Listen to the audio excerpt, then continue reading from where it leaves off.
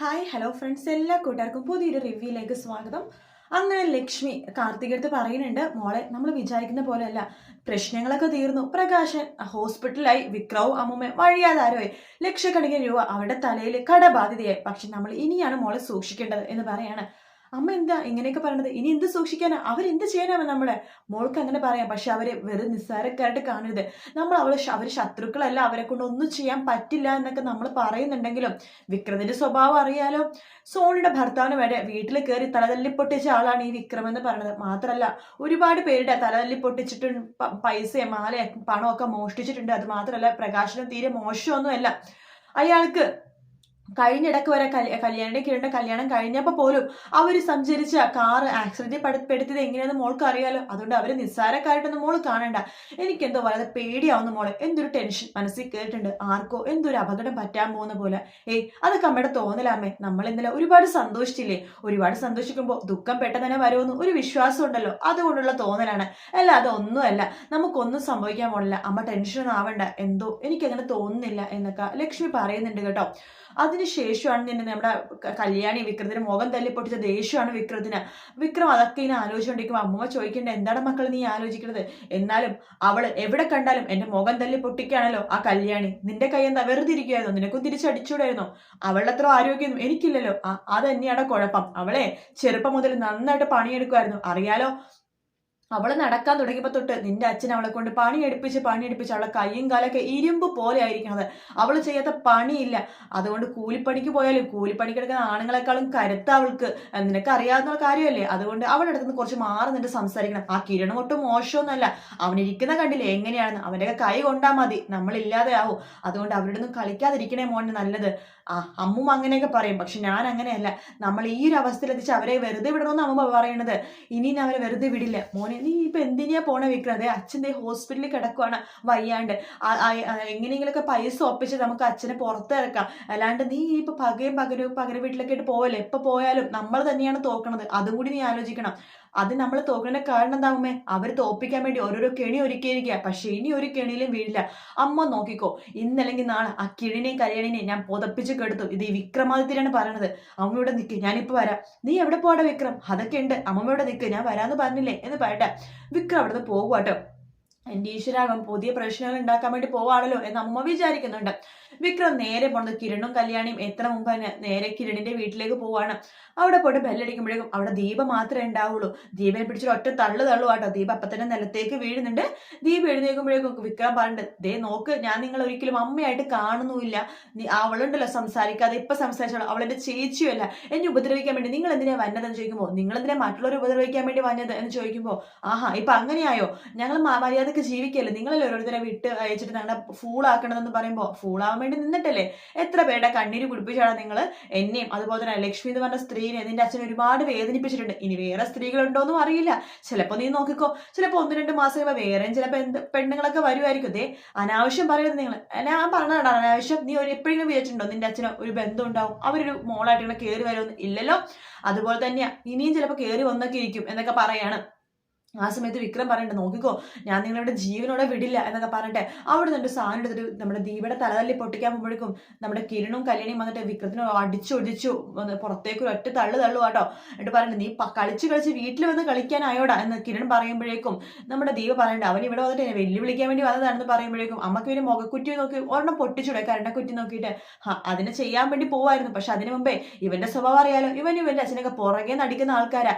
അതുകൊണ്ട് പെട്ടെന്നൊരു ശക്തമായ ഒരു അടിയായിരുന്നു ഇവന്റെ ഭാഗത്ത് നിന്ന് ഉണ്ടായത്. അത് ശരിയാ, ഇവരെ പൊട്ടന്മാരാ, വെറും വിഡ്ഢികൾ. അതുപോലെ തന്നെ ബുദ്ധിയില്ലാത്തവര്, പുറകേന്ന് അടിച്ചെടുക്കണ സ്വഭാവം അവർക്ക്. അതുകൊണ്ട് വിക്രമേ, ഇനി നീ മുറ്റത്ത് കാലുകുതിയാ നിന്റെ കൈയും കാലിനെ തല്ലി ഓടിക്കും എന്ന് പറയുമ്പോ വിക്രം പറയണ്ട, നോക്കിക്കോ, ഇതൊക്കെ കണ്ട് നിങ്ങൾ രസിക്കല്ലേ? ദീപ എന്ന് പറഞ്ഞ എന്റെ തള്ളെ, ഞാനൊരു കാര്യം ഞാൻ പറഞ്ഞേക്കാം. നോക്ക്, നിങ്ങൾ ജീവിച്ചിരിക്കെ തന്നെ നിങ്ങളുടെ മകളായിട്ടുള്ള ഈ കല്യാണം ഉണ്ടല്ലോ, നിങ്ങൾക്ക് ഇവളെ മാത്രം മതിയല്ലോ.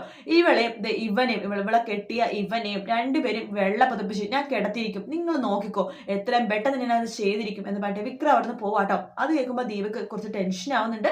പോയി കഴിയുമ്പോഴേക്കും കല്യാണി ചോദിക്കേണ്ട, എന്താ അമ്മയുടെ മുഖം പെട്ടെന്ന് മാറിയത്? അവൻ പറഞ്ഞത് പേടിച്ചു പോയോ? അവന് സ്വഭാവം അറിയാലോ, എന്ത് വേണമെങ്കിലും ചെയ്യാൻ മടിയില്ലാത്തവൻ അവൻ മാത്രമല്ല അവന്റെ അച്ഛനും അമ്മുമ്മയൊക്കെ. അതുകൊണ്ട് സൂക്ഷിക്കണം. അങ്ങനെയൊന്നും ഇല്ലമ്മേ. അവൻ അങ്ങനെ വലിയ ഇതൊന്നുമില്ല, അവനെ പേടിക്കേണ്ട കാര്യമൊന്നുമില്ല എന്നൊക്കെ കിരൺ പറയുന്നുണ്ടെങ്കിൽ ദീപക്ക് വളരെ ടെൻഷൻ ആവുന്നുണ്ട് കേട്ടോ വിക്രം പറഞ്ഞ. കാര്യം ഓർത്തിട്ട് അതിനുശേഷമാണെന്നുണ്ടെങ്കിൽ നമ്മുടെ ആ ഹോസ്പിറ്റലാണെങ്കിൽ ഡോക്ടർ പറയുന്നുണ്ട് അതെ ഇന്ന് ഡിസ്ചാർജ് ചെയ്യാം, ബാക്കിയുള്ള ബില്ല് തുക അടയ്ക്കുവാണെങ്കിൽ വൈകിട്ട് തന്നെ ഡിസ്ചാർജ് ചെയ്യും എന്ന് പറഞ്ഞിട്ട് നമ്മുടെ ഡോക്ടർ അവിടുന്ന് പോവാണ്. ഈശ്വര എത്ര രൂപയാവുമെന്ന് നേഴ്സിനോട് ചോദിക്കുമ്പോഴേക്കും നേഴ്സ് പറയുന്നുണ്ട് 50,000 മുകളിലാകുമെന്ന് പറയണം. അയ്യോ 50,000 മുകളിലോ? പിന്നല്ലാതെ 2 ദിവസം ഐസിയുലല്ലേ കിടന്നത്, മാത്രം ഒരുപാട് ടെസ്റ്റും കാര്യങ്ങളൊക്കെ ചെയ്തായിരുന്നു. ഇത് ഗവൺമെന്റ് ഹോസ്പിറ്റലല്ല, പ്രൈവറ്റ് ഹോസ്പിറ്റലാണ്, അതുകൊണ്ട് പൈസ അടച്ചിട്ട് അയാളെ ഡിസ്ചാർജ് ചെയ്തിട്ട് പോവാൻ നോക്ക് എന്ന് പറയണം. അമ്മുമ്മയാണെങ്കിൽ എന്ത് ചെയ്യണമെന്ന് അറിയാണ്ട് അവിടെ നിൽക്കുവാട്ടോ. ഈശ്വരൻ ഇനിയിപ്പോൾ എന്ത് ചെയ്യും എന്നൊക്കെ പറയുമ്പോൾ വിക്രം അങ്ങോട്ടേക്ക് വരുന്നുണ്ട്. എന്താ ചോദിക്കുമ്പോഴേക്കും അതെ ഡിസ്ചാർജ് ചെയ്യാന്ന് പറഞ്ഞു, പക്ഷെ 50,000 മുകളിലാവും. എങ്ങനെ കൊടുക്കാനാ? ഞാൻ അപ്പോഴേ പറയല ഗവൺമെന്റ് ആശുപത്രി പോവാന്ന്. എടാ അവന് ഹൃദയം അത്ര നിന്നു പോണ അവസ്ഥയാണല്ലോ പെട്ടെന്ന് ഹോസ്പിറ്റലിൽ കൊണ്ടുവന്നത്. ഇനിയിപ്പോ അമ്മമ്മ കൊടുത്തോ, എന്റെ കയ്യിലൊന്നുമില്ല. എടാ മക്കള് നീ അങ്ങനെ പറയലേടാ, ഞാനങ്ങനെ പറയും 10 വയസ്സ് അതിൻ്റെ അടുത്ത് ഇരിക്കാനില്ല, അപ്പഴാ 50,000 രൂപ, ഒന്ന് പോവാൻ നോക്ക് എന്ന് പറഞ്ഞിട്ട് വിക്രം അവിടെ നിന്ന് പോകുവാട്ടോ കൂട്ടുകാരുടെ അടുത്തേക്ക്. അമ്മമ്മക്കാണെങ്കിൽ എന്ത് ചെയ്യണമെന്ന് അറിയില്ല. പ്രകാശിനെ കയറി കാണുന്നുണ്ട്. പ്രകാശിനെ പറയണ്ട മക്കളെ 50,000 രൂപ ഉണ്ടെങ്കിൽ മാത്രമേ ഡിസ്ചാർജ് ചെയ്യുള്ളൂ. അമ്മ ആർക്കെങ്കിലൊക്കെ പൈസ ചോദിക്കാമേ. ഇവിടെ കിരണും കല്യാണിയൊക്കെ വന്നിരുന്നു, ഗതികെട്ട് കണ്ട അവളുടെ അടുത്ത് പോലും പൈസ ചോദിച്ചു. നിനക്കറിയാവോ എന്തെങ്കിലും പോകുമ്പോൾ കയ്യിലെന്തെങ്കിലും വെച്ചത് ആ മോളേന്ന് വരെ ഞാൻ അവൾക്ക് പറഞ്ഞു, പക്ഷെ അവൾ 10 പൈസ അല്ലെന്നാ പറഞ്ഞേക്കണേ. അവളുടെ പൈസ എനിക്ക് വേണ്ട. എടാ പ്രകാശ പിന്നെ ആര് പൈസ തരാണ്ട് നിനക്ക്? നിന്റെ കൂടെ പൈസ തരാണ്ട് ആരെങ്കിലും ഉണ്ടോ? ഞാൻ ആ ബാലനോട് ചോദിക്കാൻ വെച്ചാൽ അയാളുടെ കയ്യിൽ പൈസ ഇല്ല. പിന്നെ രാജപ്പൻ അയാൾക്ക് 17 ലക്ഷം രൂപ കൊടുക്കാനുണ്ടല്ലോ. പിന്നെ ആയിട്ടുള്ളത് കിരണും കല്യാണിയായിരുന്നു, അവരും ഇനി തരുമെന്നുള്ള പ്രതീക്ഷയൊന്നും ഇല്ലടാ. ഇനിയിപ്പോ തെണ്ടാം, അല്ലാതെ വഴിയില്ല. അമ്മ എന്തൊക്കെയാ പറയണത്? പിന്നെ എന്താ ചെയ്യേണ്ടത്? ഈ പ്രായത്തിൽ തെണ്ടുക അതന്യ വിധി. ആ കിരണും കരുണയൊക്കെ പറഞ്ഞ സത്യം തന്നെ. അവസാന കാലഘട്ടത്തിൽ എനിക്ക് തെണ്ടി ജീവിക്കേണ്ടി വരും, എന്തെങ്കിലും ആവട്ടെ എന്ന് പറഞ്ഞിട്ട് നമ്മുടെ അമ്മൂമ്മ പുറത്തേക്ക് ഇറങ്ങുന്ന റോട്ടിലേക്ക് കൈ നീട്ടി ഓരോരുത്തർക്ക് ഇങ്ങനെ പൈസ ഇങ്ങനെ യാചിച്ചുകൊണ്ടിരിക്കുക കേട്ടോ. അപ്പൊ ചില ആൾക്കാരൊക്കെ കൊടുക്കും, ചില ആൾക്കാരൊക്കെ പോവാ വിടുന്നൊക്കെ പറഞ്ഞിട്ട് ആട്ടി ഓടിക്കുന്നുണ്ട്. അങ്ങനെ യാചിച്ചുകൊണ്ടിരിക്കുന്ന സമയത്ത് ആ കാഴ്ച കണ്ടുകൊണ്ട് രൂപ അങ്ങോട്ടേക്ക് വരുന്നുണ്ട്. ഇത് അവരല്ലേ വിക്രത്തിന്റെ അമ്മുമ്മ എന്ന് പറഞ്ഞിട്ട് വണ്ടിയിൽ നിന്ന് ഇറങ്ങുവാണ്. അപ്പൊ അമ്മുമ്മ ഇങ്ങനെ ഇങ്ങനെ വിചാരിച്ചു എന്തിനും തരണേ എന്ന് പറഞ്ഞിട്ട് നമ്മുടെ രൂപയുടെ കാറിന്റെ അടുത്തേക്ക് വരുമ്പോൾ രൂപ ഇങ്ങനെ നോക്കുമ്പോഴേക്കും അയ്യോ മേഡം ആയിരുന്നോ, നിങ്ങളെന്താ ഇങ്ങനെയാന്ന് ചോദിക്കുമ്പോഴേക്കും പ്രകാശ് ഹോസ്പിറ്റലിൽ കിടക്കുന്ന കാര്യം അറിയാലോ. അറിഞ്ഞു അവൻ ചത്തില്ലേ? ഇങ്ങനെ നിങ്ങളും കൂടി ഇങ്ങനെ പറയല്ലേ, പൈസ ഇല്ല ഡിസ്ചാർജ് ചെയ്യണമെന്നുണ്ടെങ്കിൽ എല്ലാവരുടെ മുമ്പിൽ കൈ നീട്ടി, കല്യാണിന്റെ മുമ്പിൽ എല്ലാവരുടെ മുമ്പിൽ കൈ നീട്ടി, ആരും പൈസ തന്നില്ല. അവിടെ നിങ്ങൾക്ക് ഇനി 10 പൈസ ഇല്ല മേഡം, ഇങ്ങനെയുള്ളൊക്കെ ഒരു 50,000 തരണം. ആരും ഞാനോ നിങ്ങൾക്കോ ഒരിക്കലും ഞാൻ തരില്ല. നിങ്ങൾക്ക് പൈസ എന്ന് പറഞ്ഞാലേ എൻ്റെ മോനും അതുപോലെ മരുമകളും എന്നോട് പിണങ്ങും. മാത്രമല്ല നിങ്ങൾക്ക് പൈസ ഇടേണ്ട ആവശ്യമില്ലെന്നേ, ഒരുപാട് പേരെ കണ്ണിന് കുടിപ്പിച്ചല്ലേ, എൻ്റെ മരുമകന്റെ വരെ തല തല്ലി പൊട്ടിച്ചല്ലേ നിങ്ങളുടെ കൊച്ചുമകൻ എന്നൊക്കെ പറയണം. മേഡം പൈസ ചോദിച്ച് തെണ്ടി ജീവിക്കാൻ വേണ്ടി അങ്ങനെയും വിചാരിച്ചു, പക്ഷെ ചില ആൾക്കാർ പൈസ തരും, ചില ആൾക്കാർ പൈസ ഇല്ല. 2 രൂപ 1 രൂപ തന്ന 50,000 രൂപ എപ്പോൾ ആവാനാണ്? ഇന്ന് ഹോസ്പിറ്റലിൽ പൈസ കെട്ടി വെക്കണമെന്ന് പറയണം, എങ്കിലേ മരുന്ന് തരുള്ളൂ. എന്തായാലും ഞാൻ തരുമെന്ന് നിങ്ങൾ വിചാരിക്കണ്ട.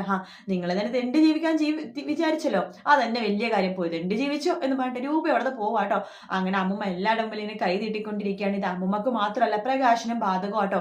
ഹോസ്പിറ്റലിൽ എങ്ങനെയെങ്കിലൊക്കെ പ്രകാശിന് ഇറങ്ങിക്കഴിഞ്ഞാൽ പ്രകാശിന് ഇങ്ങനെ തന്നെയായിരിക്കും. ഇനി അവർ രണ്ടുപേരും ഭിക്ഷ എടുത്തായിരിക്കും ജീവിക്കുന്നുണ്ടാവാം. എന്തായാലും കാത്തിരുന്ന് കാണാം. ഒറിജിനൽ എപ്പിസോഡ് ഇതുവരെ വന്നിട്ടില്ല. ഇത് ഇതിന്റെ വീഡിയോ ആയിട്ട് റിവ്യൂ ആയിട്ട് പറഞ്ഞത്. വീഡിയോ ഇഷ്ടപ്പെട്ടെങ്കിൽ ലൈക്ക് ചെയ്യുക, സബ്സ്ക്രൈബ് ചെയ്യുക, കമന്റ് ചെയ്യുക. മറ്റൊരു വീഡിയോ ആയിട്ട് വീണ്ടും കാണാം. Take care, bye bye.